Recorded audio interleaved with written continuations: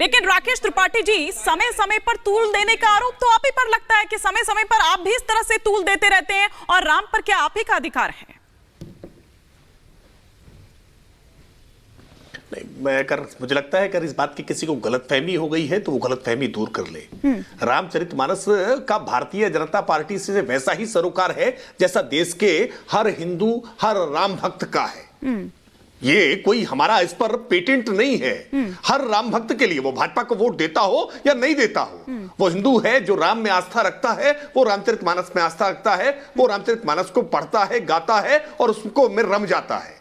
लेकिन दुर्भाग्य ये है कि कुछ लोग जानबूझ करके भाजपा पर हमला करने के लिए धर्म ग्रंथों पर, देवी देवताओं पर हमला करने की चेष्टा कर बैठते हैं, और इसके पीछे एक पॉलिटिकल एजेंडा है। देखिए, स्वामी प्रसाद मौर्य कोई अज्ञानी मूढ़ व्यक्ति या अनपढ़ व्यक्ति नहीं है कि स्वामी प्रसाद मौर्य ने अज्ञानता में, मूढ़ता में या अनपढ़ होने के नाते इस प्रकार का बयान दिया। ये पॉलिटिकल एजेंडा है। ये जनाब फूल की खेती करके 1 एकड़ में 1 साल के 30 लाख तक कमा रहे हैं।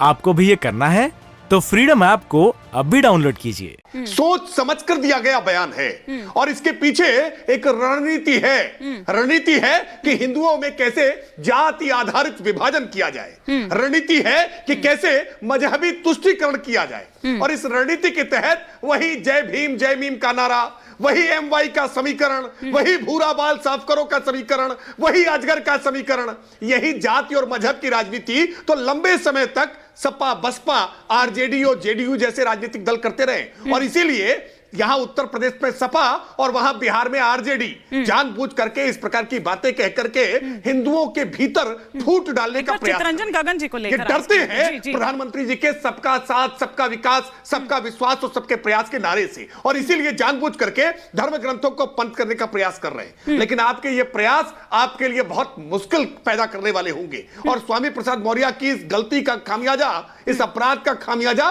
पूरी समाजवादी पार्टी को भुगतना पड़ेगा, अखिलेश यादव को भुगतना पड़ेगा, क्योंकि अखिलेश यादव रणनीति के तहत चुप होकर के, मौन रह करके इसका समर्थन करने का काम कर रहे हैं। मैं सवाल पूछ रहा हूं, स्वामी प्रसाद मौर्य जब तक भाजपा में रहे तब तक उनको कभी रामचरितमानस में कोई खामी नहीं दिखाई पड़ी, लेकिन आखिरकार सपा के साथ जाते ही कैसे ज्ञान चक्षु खुल गए। वो तो कह रहे हैं कि मेरे विचार हमेशा से ऐसे ही थे, लेकिन कभी किसी ने मुझसे पूछा नहीं। वो इस पर ये तर्क देते हुए नजर आते हैं। लेकिन चितरंजन गगन जी, वो हवा आपने वहां से आगे लगता है पास ऑन कर दी, यूपी तक आप पहुंची है, उसकी आग धधकते धधकते।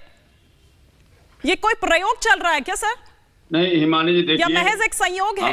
हमारे पार्टी का जो स्टैंड, नहीं हिमानी जी, हमारे पार्टी का जो स्टैंड है, हमारे नेता और बिहार के आदरणीय उप मुख्यमंत्री तेजस्वी जी ने स्पष्ट कर दिया है। हम लोगों की कभी भी ऐसी भावना नहीं रही कि किसी के आस्था पर, किसी के धर्म पर, किसी ढंग के कोई आक्षेप हो, कोई उस पर सवाल खड़ा करे। आपके मंत्री जी ने धर्म और आस्था जो है यह व्यक्तिगत मामला है। नहीं, सुन लीजिए, अभी आप मंत्री जी की उसको भी मैं जवाब दे रहा हूँ। जी यह सब व्यक्तिगत मामला है, ये इस पर व्यक्तिगत कैसे हो सकता है सर? नहीं, एक मिनट पहले इसी पर रुकिए। ये व्यक्तिगत है, निजी है सर, पब्लिक फिगर है आप।